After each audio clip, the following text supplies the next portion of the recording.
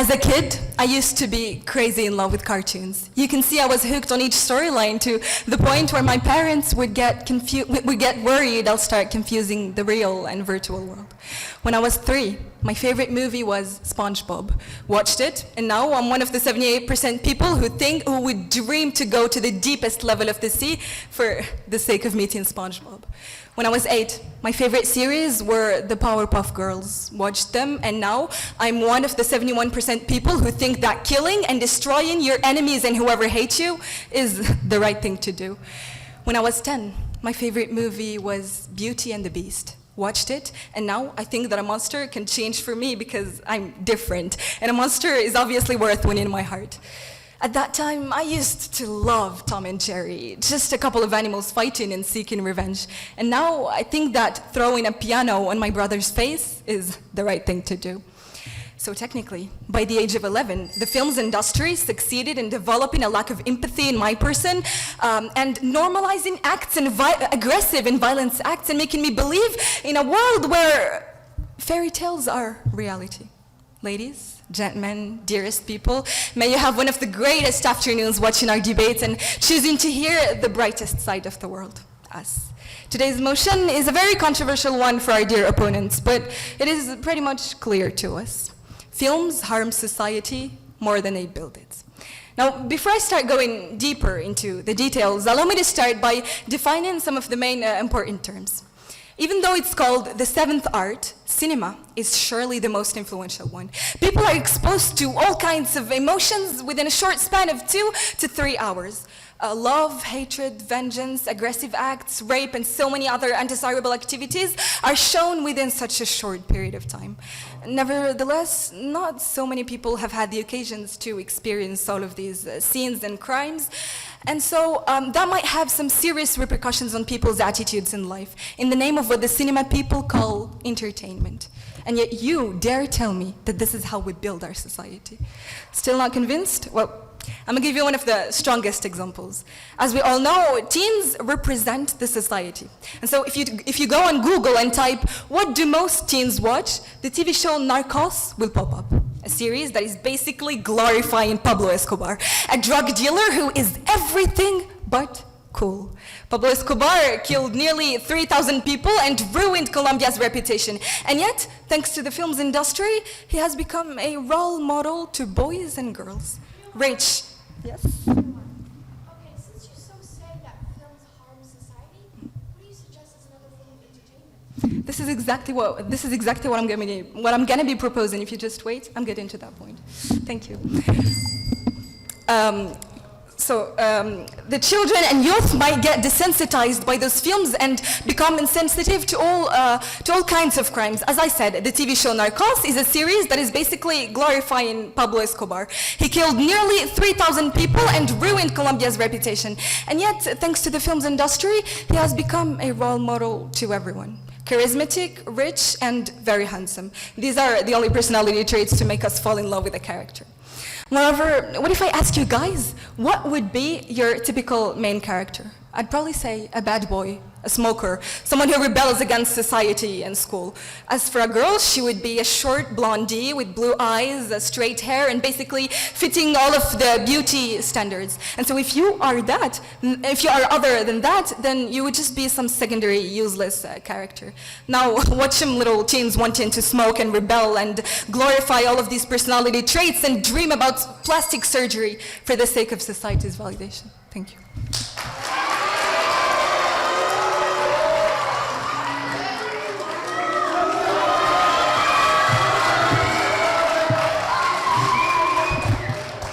Who here never watched a single movie nor enjoyed one? Who here hasn't been affected whatsoever by anything produced by the cinema industry?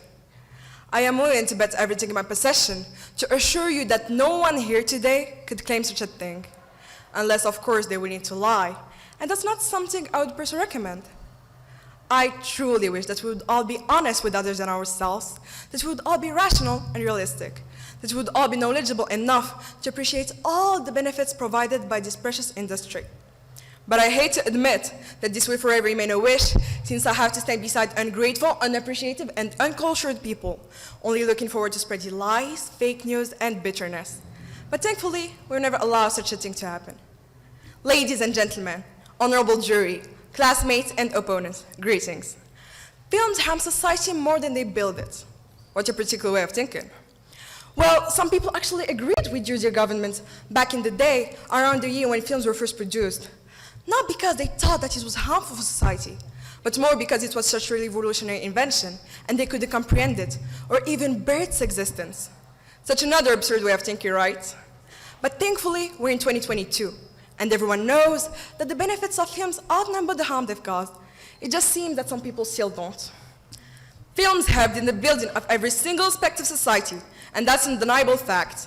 Communities, economy, government, culture, education, and they even played a huge part in the building of the identity of most of society's members themselves. But let us go into more detail. When no one dared to defy the racism Black Americans faced every day, because the American law clearly forbid anyone and anything to go against racism at that time, Black Americans were tortured and not given their basic rights simply because of the color of their skin. Well, do you know who stepped up and actually did something for those people? Films did, by educating lots of people on racism and showing the whole world the hardships Black Americans went through. While the one who really did change America's history is Within Our Gates, an American movie that came out in 1920 that shows us the migration of a Black woman from the South to the North, a very important experience for African Americans, while illustrating the rape of Black women by white men and the kinds of imprisonment Black women and Black men were facing in the South. The movie played a huge role in the changing of the American law for the better later on. Another example is Uridu Hallan, also known as I Want a Solution. I think some of the jury, or even some of you here, might know of it since it's pretty famous here in Morocco. Basically, the film criticized the laws governing marriage and divorce while unveiling the injustice of Egypt's laws against women, and thus also caused a huge change in the law of its country. Last but not least, the biggest impact of films was on none other than the entertainment industry. And as a huge movie fan myself, I can say for a fact that movies are my biggest source of enjoyment. I had my first dreams with movies like Star Wars, The Lord of the Rings, and Harry Potter. My first heartbreak when Tony Stark died in Endgame or while watching the Titanic. My biggest role model that Katniss Everdeen is a movie character.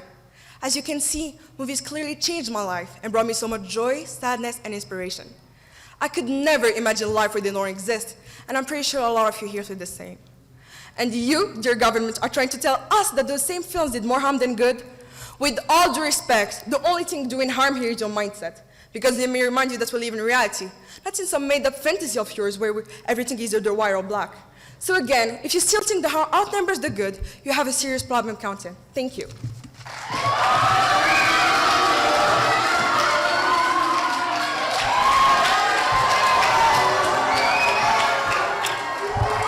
Well, here is another uncultured person standing here, according to our jury members of opposition. Ladies and gentlemen, members of the jury, dear members of the opposition, good morning.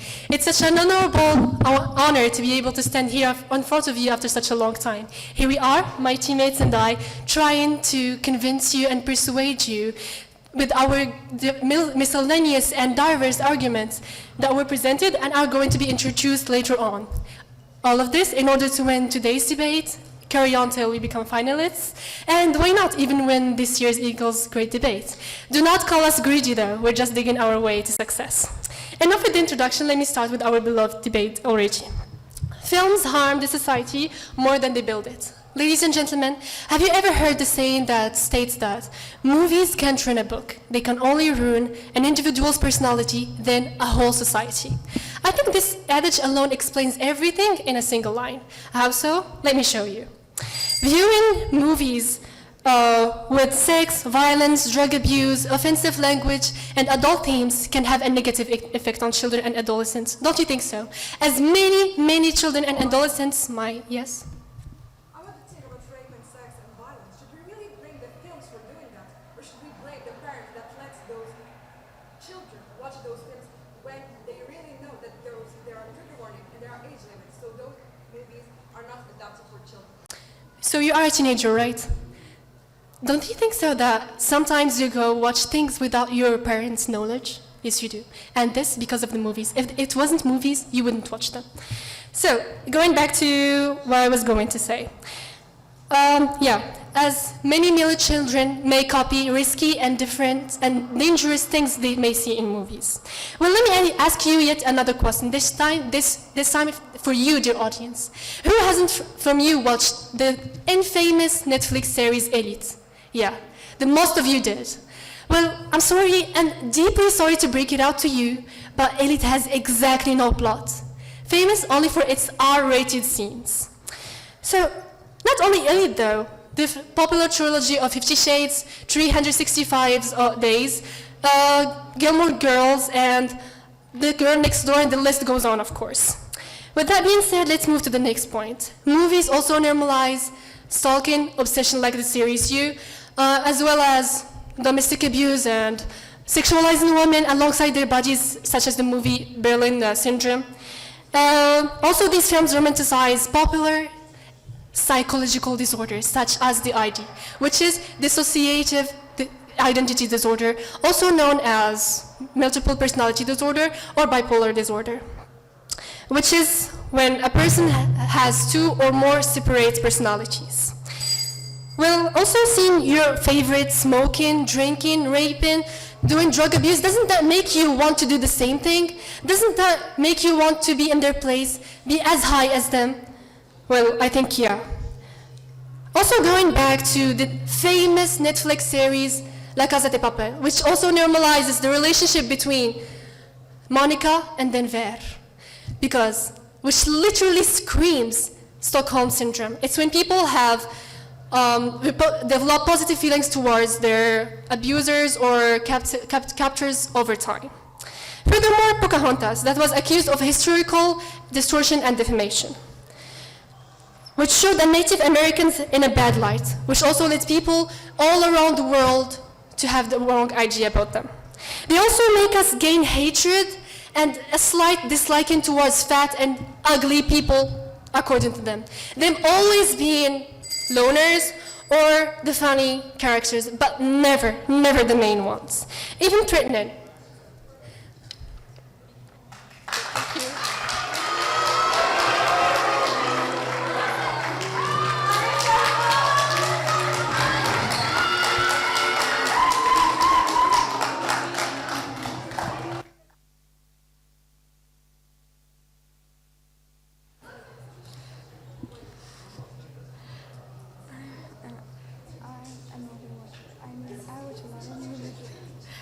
I'm dying.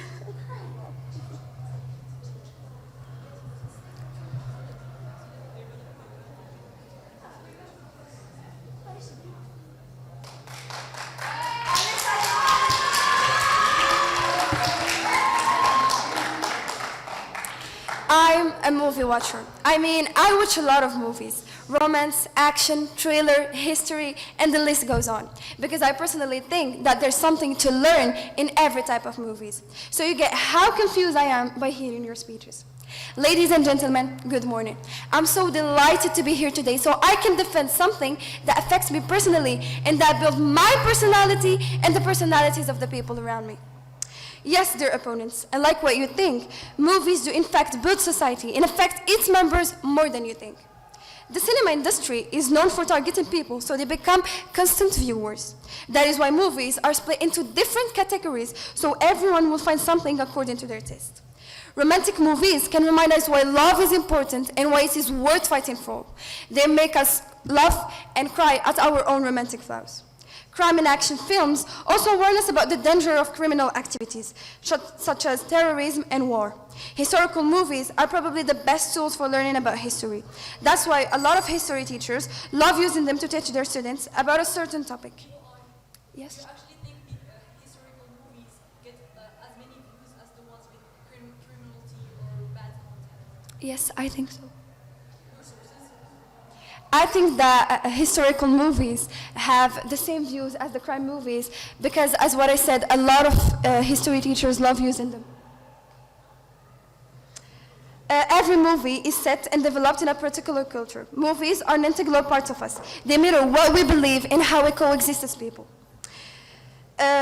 it is easier to see our concerns, attitudes, flaws, and strains in films than it is to disappear them from our daily interactions. When our prevalent beliefs and ideologies are challenged in films, we are sometimes able to interrogate ourselves and embrace change. We also get the representation we so much need in films. Now that you see how movies affect people, let's see the benefits of watching them. Well, start off with relaxation. Pleasurable distractions such as movies. There's just one PY. No, you've been talking about romantic movies. Yes. Well then, since you learned so much from them, how do you explain the beauty standards, all the beauty standards? Unlike what you think, the beauty standards are challenging. Challenging. Now that you see how movies affect people, let's see the benefits of watching them. Well, start off with relaxation. Pleasurable distractions such as movies provide rest and relaxation. So I advise you to watch a movie when you are stressed. Then I can assure you you'll feel much better after. So if you ever need to relax, a musical or romantic comedy, even known as rom-com, could be just the distraction you need. Then we've got motivation. Watching movies could be motivational in many ways. Giving your mind a break from work for something enjoyable could motivate you to be more productive when you get back to it. And to ward off feelings of burnout, it would give you also a new goal. Movies also improve relationships. If you've been feeling some level of disconnect between someone close to you, whether it's your romantic partner, best friend, or child, watching movies together could be just a ticket to rekindle the relationship. Not only will you bond in the moment of watching, but you might feel a renewed sense of connection when you discuss what you watched afterward. Movies also provide emotional help. Comedies, for example, make us laugh, and laughing for 15 minutes is just as good for your heart as exercise. And also, don't underestimate the sad movies. They have a positive effect on your brain chemistry too, according to scientists from Oxford University. Watching a traumatic movie can boost your mood and the production of endorphins, a chemical associated with increased pain tolerance. So sad movies can actually make you feel good. I think you can clearly see now how movies have built society in many ways. And if you keep denying all these facts, you're just lying to yourself and to the people watching you. Thank you.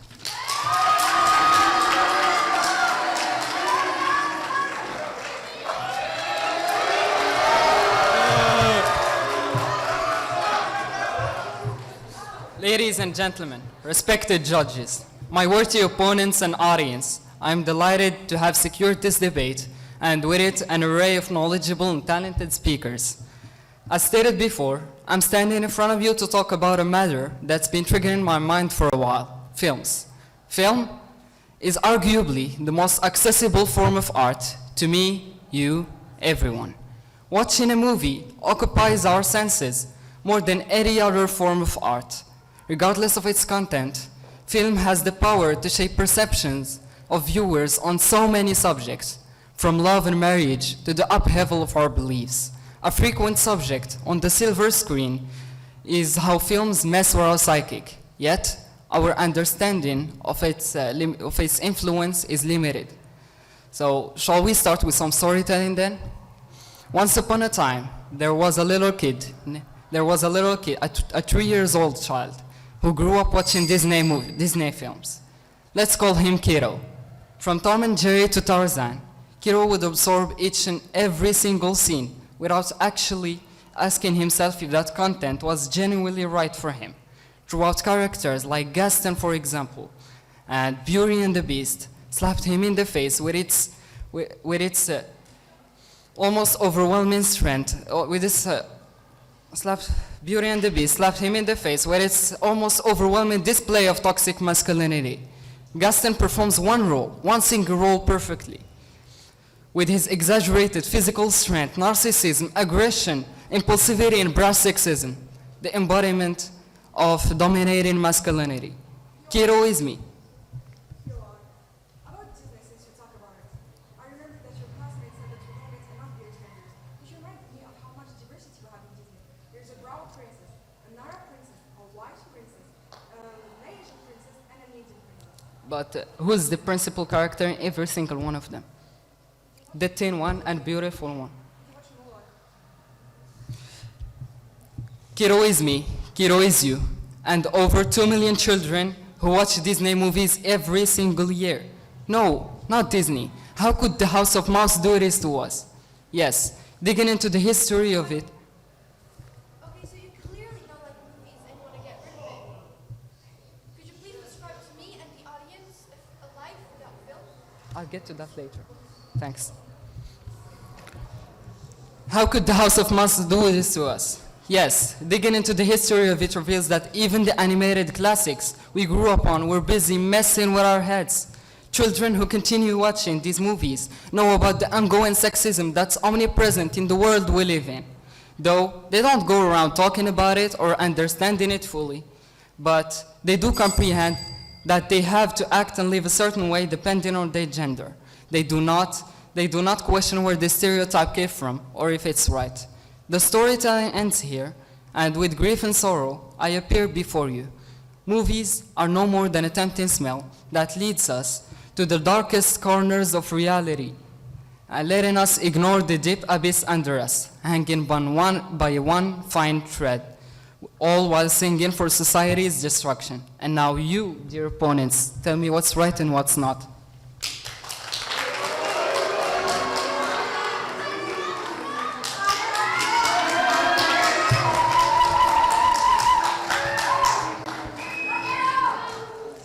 Before really starting my intervention, I want to talk about myself, us, all of us. Together we form a society that is based on multiple citizens, institutions, laws, rights and duties, and much more.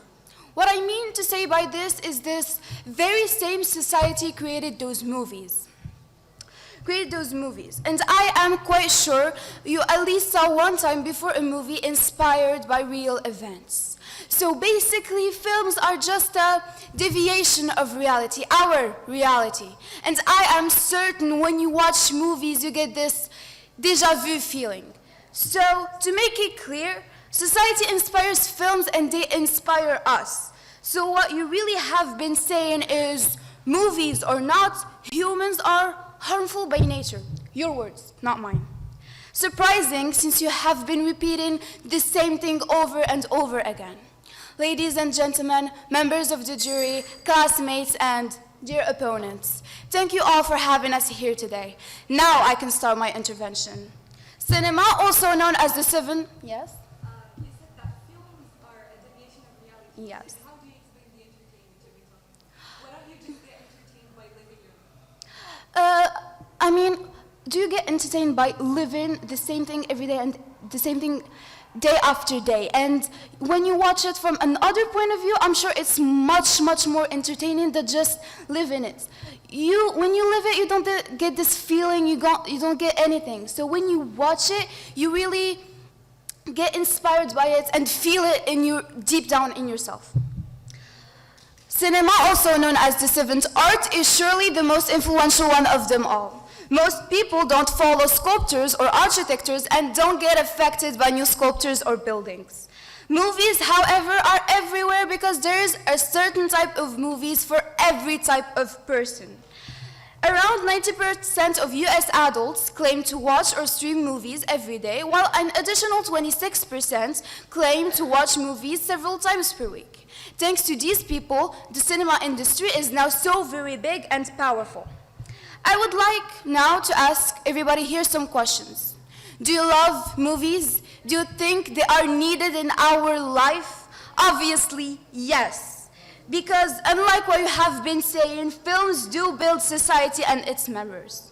Could you imagine being who you are today without certain movies? I am quite sure everybody has a comfort film that they use as an escape from reality, a movie that helped them build their personality and even overcome some of their problems. I myself can relate to that. I wouldn't be the person standing in front of you today without the Disney movies that guided me through my childhood and without the Marvel universe that gave me so much hope in life and much more. And you, dear governments, are defending something you can't live without, something that built you and the people around you. How hypocritical of you. Actors, talented people, who solely rely on acting for a living.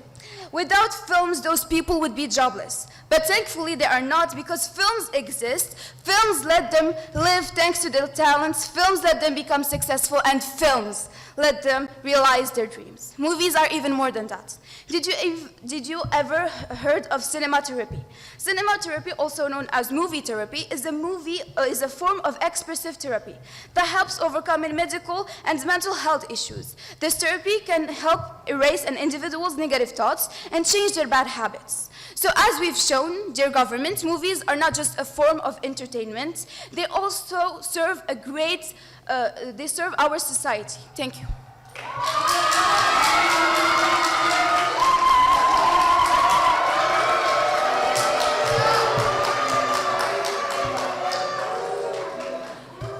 Flight attendants, prepare for takeoff. Please fasten your seatbelts to embark our flight throughout history. Our trip begins in the last quarter of the 19th century, a time where slavery, serfdom, and racism polluted the world's atmosphere. Societies witnessed then the birth of a new disease called cinematography, an event that would henceforth mark the beginning of an outrageous era. Ladies and gentlemen, I am more than thrilled to be standing here again this year. Words can describe how much I've missed this courteous feeling. And with that being said, let us begin. 1875, a very crucial date in our debate if you ask me, the rising of an outrageous era, the peak of cinematography. Our dear, naive opponents might actually find it beneficial to the development of our society. But good thing I, a history addict, am here to give you detailed information of what you boldly call helpful. Well, make no mistake, the ones in charge wouldn't actually produce films about romance or fairy tales, but they would instead display racial distinguishment contents, as well as themes of white supremacy and xenophobia, thus lowering the image of black people in a very crucial period of time where the whole world was fighting against the crisis of slavery. Hundreds, to not say thousands, of movies were released showing actors in blackface who portray Afro-Americans as mindless, lustful savages who may actually represent an active danger to white people. And this was the turning point to violence against black people. Yes, ladies and gentlemen, this is what our dear opponents are standing for: a brutal art, a destroying plague, a demolishing threat that has been tearing down our society for the... Yes?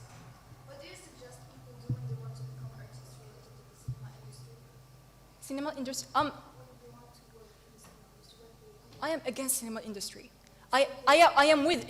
Excuse me. I am with books. We're on this one, right? So, as I was saying, yes, ladies and gentlemen, this is what our dear opponents are standing for: a brutal art, a destroying plague, a demolishing threat that has been tearing down our society for the past 12 decades, and I am utterly outraged of the colossal damages movies have inflicted on our society. Yes. You stand for books, but aren't movies just another way of telling the story that in books? Well, good thing you pointed this one, because according to the British Center of Creativity and Art History, the creativity of people has drastically decreased since the movies in 2017 have taken over books.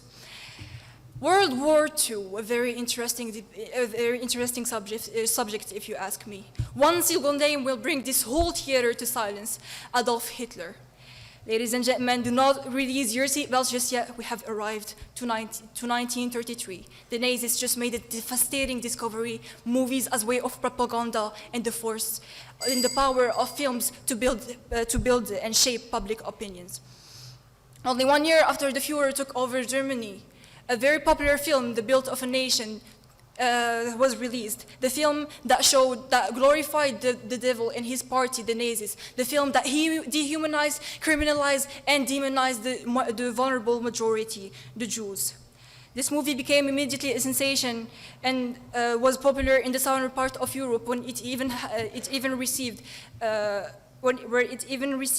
an award for art history. Art history, a word that still triggers my mind to this day, using creativity to eradicate a whole race, and this is what you are standing for, dear opponents. How cruel can that be, playing the devil's advocate? Our trip throughout history sadly ends here. I hope that our flight over the deepest archives helped you realize that art can actually be a disease. You can now release your seatbelt. Thank you for trusting our company.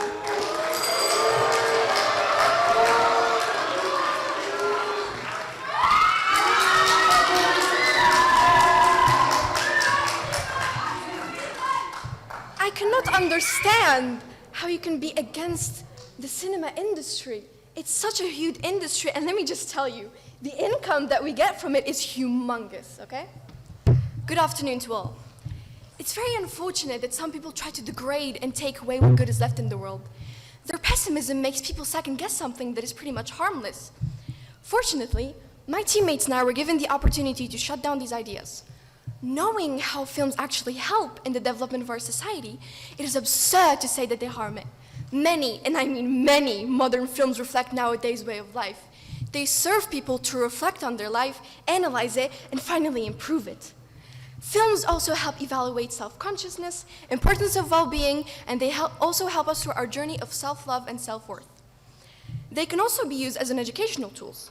Studies have shown that school-related films underline the importance of formal education as well as co-curricular school activities such as art and sports.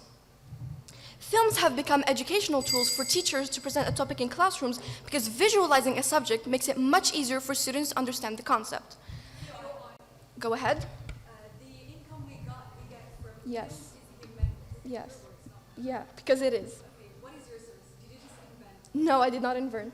What is your source? Okay, there's $2.2 billion we get from that income. The source is New York's Post. You can check it if you want. Okay, back to my arguments. Another plus we get from movies is that watching films is widely viewed as the best way to learn a new language. Hearing a living language and understanding. Yep. What about, you're talking about the economy stuff. What about racism? What about 500,000 people who died because of movies? The example I just gave, if you were listening. Okay. Racism. Funny, because my leader of the opposition has mentioned that when Americans were forbid black Americans to live and have their normal rights, films did something. Guess what? Films. Right, back. Hearing a living language and understanding it gives people a real measure of language competence. There are many stories out there and online, and even many of us, who learned English simply by watching a very popular sitcom that I'm sure we all know of, Friends. And even in our own country, many of us Moroccans learned Turkish, Spanish, or German by watching films in those exact languages. I would like to put some light on the fact that watching other types of films, such as documentaries, can give you the opportunity to see parts of the world you never even knew existed, so that maybe one day you can visit the actual country. As an example, I could give the BBC series Planet Earth that gave viewers the amazing opportunity to see the amazing world of animals that most people would not have an opportunity to see. Not only that, but good movies teach valuable lessons. Knowing that movies affect the viewer, it's a good means to send the message. That's why so many individuals change their ideals and beliefs because of what they see in films. Besides that, films bring awareness to issues like sexual harassment and substance abuse. The crime and action TV genre talk about dangers of criminal activities such as terrorism and war. Such films highlight the dangers, and as a result, people learn from the negative effects without being physically touched by those problems. I would like to conclude by saying that films are only tools in people's lives. Film is a mere production created by people. We are bound to get affected by movies, given that a main goal the cinematic art form has is exactly to impact and send a message. There are also numerous ways in which movies affect society and the modern world we live in, since the cinema industry is so big and it's a huge part of our daily life. And the overall impact that it has on us is immense. And as everything else in life, it can be used for a greater good or for our own destruction. And thankfully, it is indeed used for the better in this situation. We should not blame films for our failures. We should appreciate them. Thank you.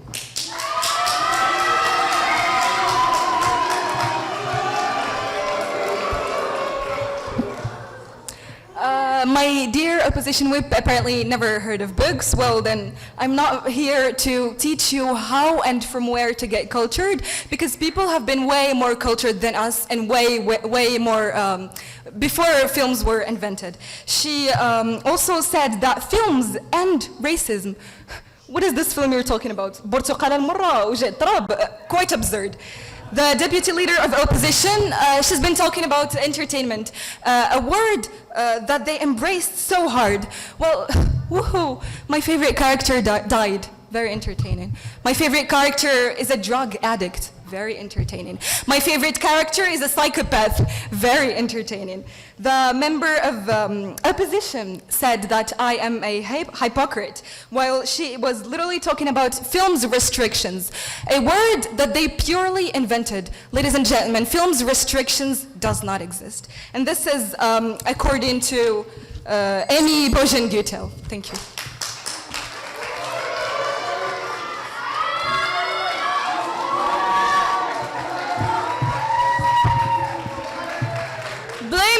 films for your own irresponsibility. How pathetic. 365 days is for adults. That's on you if you watch it regardless. Saying that there's no person of color as the main character in Disney means you didn't watch Mulan, Aladdin, nor The Princess and the Frog. Movies encourage racism. Don't make me laugh. Did you watch Malcolm X, The Green Mile, and Winning Our Gates? Books are better. What is Harry Potter and the Hunger Games? Books and films. Also, we are not saying that films don't harm society. We actually acknowledge that.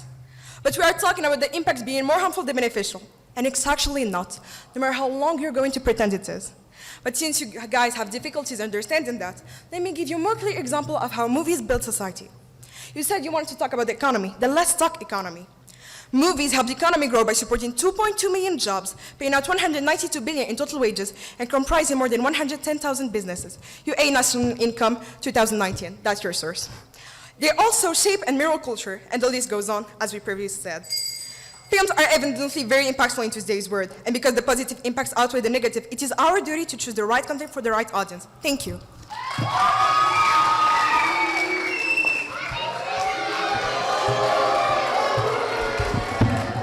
First we were uncultured and now we are pathetic. Ouch.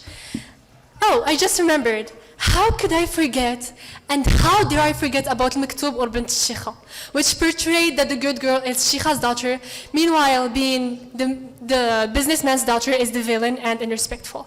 Now if I want to be good, kind, respectful, I should be Shikha's daughter. Meanwhile, being a businessman's daughter wouldn't make me good enough, wouldn't make me humble and polite enough. Also, not at them showing vapes and clubs in Moroccan TV. I mean, the audacity that these people have makes me too stunned to speak. Now, but if you really think that this is how and what our society should follow, then I'm gently asking you to wake up from your deep slumber. This is not our ethic, nor our morals. But oh, do I have to apologize? So apologize to our dear members of opposition for offending them with common sense. Guess we'll see by the end, right? Thank you.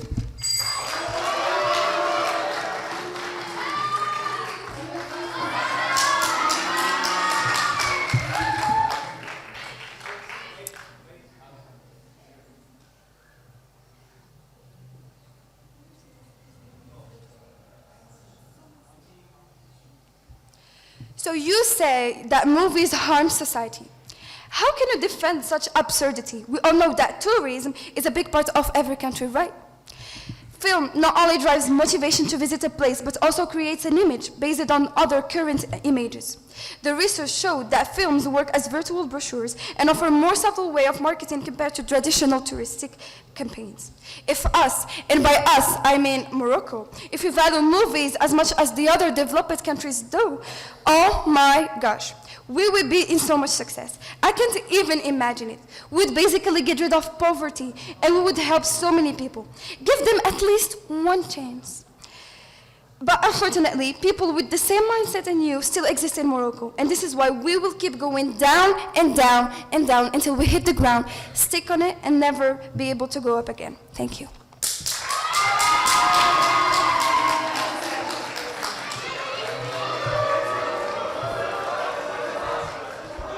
My dearest leader of opposition apparently loves Harry Potter, a pure fiction. Now tell me what you can get from Harry Potter that you can use in reality. All in all, monkey see, monkey do. This saying has no better place of finding expression than in the curious nature of all Homo sapiens. Films are a recurring rift, which are passing up above. We, as the next generation, should open our eyes to what is true, what is dangerous, and what is right. Thank you.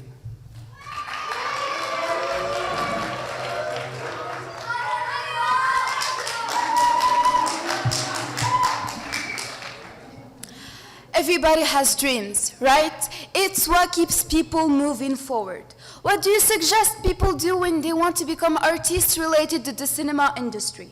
Those people are a huge part of our society and their work has affected many others. The contentment they have brought people is important in their lives, especially in a world where we need to appreciate all the goods we have left, where we need art because, believe me, we need it. Obviously, art speaks to everybody in a different way. So you, dear government, saying that someone misunderstood a message is why films are so harmful for society is not a solid argument. People are different. People are different. That is why there's a variety of film genres and why trigger warnings exist, same with the age limit. So what are your arguments really? People choose to watch something. They are not forced to watch it. So what happens after is definitely not the producer's fault, and we know that movies must pass a certain test before they are allowed to the big screen. Thank you.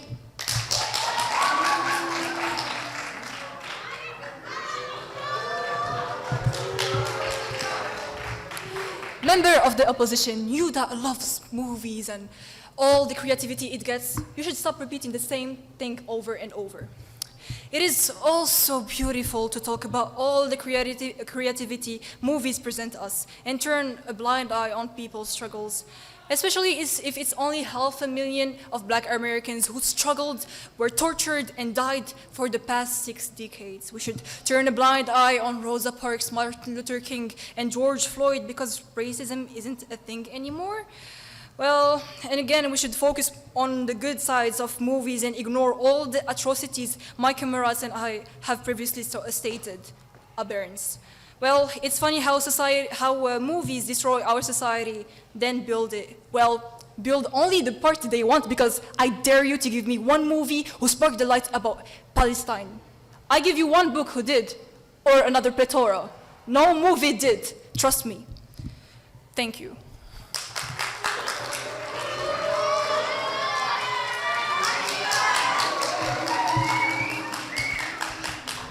People are responsible for what they watch. Just because some humans make bad choices doesn't mean that all films are bad.